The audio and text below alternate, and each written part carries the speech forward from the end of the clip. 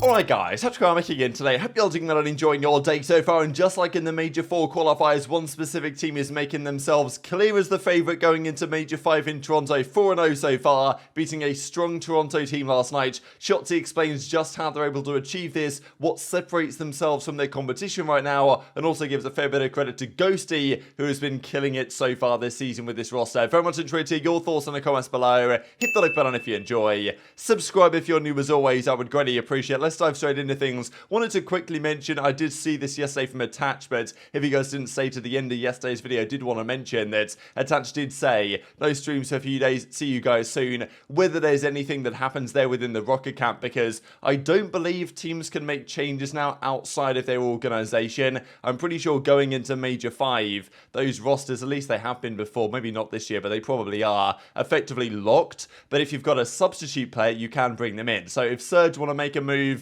they can bring Gwyn in from their bench. Attach could potentially come back into the starting Minnesota Rokkr team. Whether he would, whether that's actually a good idea, I don't know. But if they don't feel confident that this roster can get them over the line at Major 5, because they will need to win a series or two, I think, at Major 5. Ideally, they need to win the next couple of series they play in the next weekend, right, against Thieves and against Toronto. But that's going to be a big challenge. Maybe Attach can help with that. But yeah, I don't know what their confidence is looking like right now after losing their last 9 online qualifying matches in a row. This is what the standings look like. So Minnesota are 1-2, and as I say, they play Thieves, not easy to beat, and they play Toronto. If they go 1-1 in those series with their current 6-6 map count, they should be okay to make it through to the winners bracket. But Thieves will obviously want to win both their series against Rokkr and I think London as well to try and get to 2-3 and for them to qualify. So, and I don't really see Rokkr beating Toronto. It could happen, of course, but right now I think Toronto is certainly playing better than Minnesota Rokkr are. So Vegas at 2-2,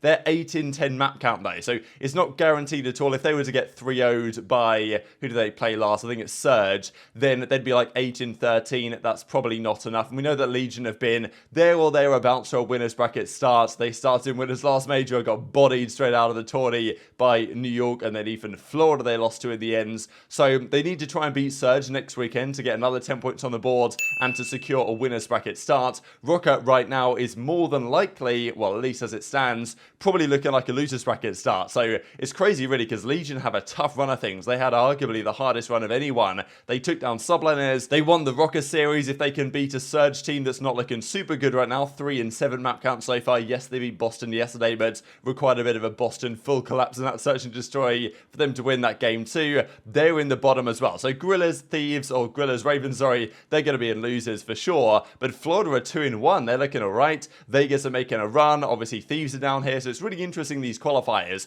OpTic again, though, I mean, 12-3 map count, 4-0. It's pretty much what they did before. I know that some people would say, oh, they're onliners. And look, OpTic have always been historically a very good online team. Generally, the teams that are good online are pretty damn good at LAN as well. And they have made 2 back-to-back grand finals. So, you know, they're definitely very good online. They're good on LAN as well. I've still got some doubts with OpTic when it comes to, you know, grand finals against a team that's countered you, you know, prepared very well, as we saw with Toronto and Thieves in the 2 grand finals they lost. But I'd be surprised if they're not there again, to be honest, in Toronto with the way they're presently playing. They've not lost a qualifier in a very long time, and last time out they had a really strong map count performance as well. This time again it's 12-3. Not quite the all-time record. I think Toronto back in Cold War had a stage where they went 15-2 map counts. I think FaZe have done a 15-3. I think OpTic last time was at 15-3 in Major 4, so it's remarkable what they're achieving lately. But these qualifiers are shaping up to be really spicy here, especially for the teams that get to winners and the teams that don't.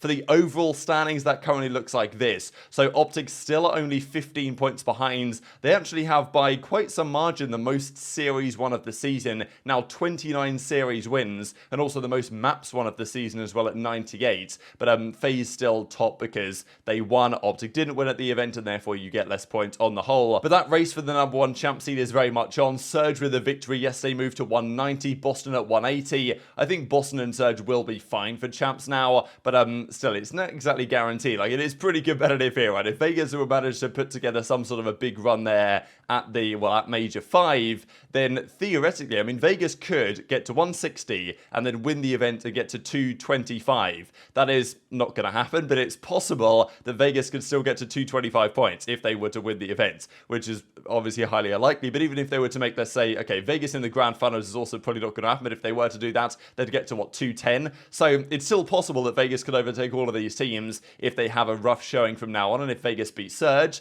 then it makes it even more likely, right? But still, obviously their plan is to beat Minnesota Rokkr. That's their short-term goal. And the teams at the top will be chasing in part the #1 seed, because it is an advantage when you come to the World Championship, and every series you play, you have the seeding advantage. Therefore, you get to choose whether you're Team A, Team B. You get to dictate the vetoes in some respects. And OpTic are definitely not letting their foot off the gas at the moment. This, I thought, was a greater storyline coming into this series, that the two Rookie of the Year candidates, Scrappy and Ghosty, played each other yesterday. Ghosty actually was 0-2 against Toronto so far in his tenure, so he managed to take them down for the first time last night. And still, those are the only two teams he has a losing record to. Scrappy is now the case with FaZe, but yeah, both of these guys have been remarkably good this year. Scrappy in a slightly different way to Ghosty. Ghosty hasn't been like a superstar slayer like Scrappy is, but has still been very impactful. And honestly, the last few series, Ghosty's been delivering the numbers as well. And this is always the debate that happens around, the dirty work player, he does this for the team, he does that for the team. Fundamentally, we know how highly iLLeY was rated by those guys, and, you know, what he can do for a team. But it's quite clear that dropping him for Ghosty, with the additional intangibles Ghosty might bring, and just the personality he seems to have,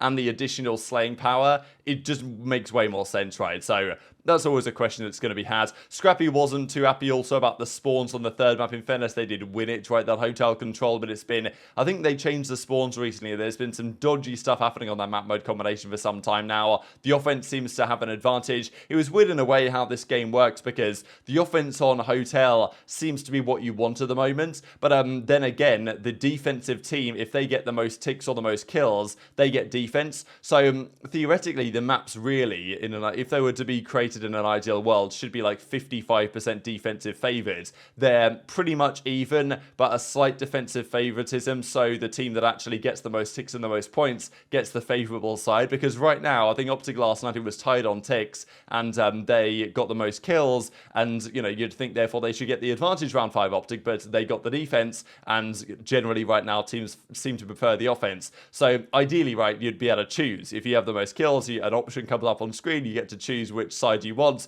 but obviously we know Infinity War not capable of that, and we'll talk about that more a little bit later on today. So out of the battle of the two of them, Ghosty came out on top this time round. Doesn't, to me, really change the story of the Rookie of the Year. Scrappy is, it's going to be difficult to top him, in my opinion. He's just been so good, so consistent, and is well in that MVP candidate race, whereas Ghosty isn't even the best player on his team. Not saying Ghosty is bad, but he's not the best player on his team, whereas Scrappy most certainly is. But Ghosty might well be the most important player for this team, given the way that they've turned around their season. Shotzzy gave some thoughts on this after the game, really just looking at why OpTic feel like they're separating themselves from the pack. And I remember Dashy made a point on this a while ago, that they actually just enjoy the game. They enjoy the process, they enjoy getting on, they enjoy what they're doing. And I think we saw this a lot last year with FaZe. They got a load of seconds last year, but aBeZy especially was not happy with last year's game in Vanguard. He didn't play up to his standards as a result. And if you enjoy the game, you enjoy getting on, Scump knows this full well throughout his career, you're just going to be way better. Like, what is it like in the mind of Shotzzy in the middle of a hard point?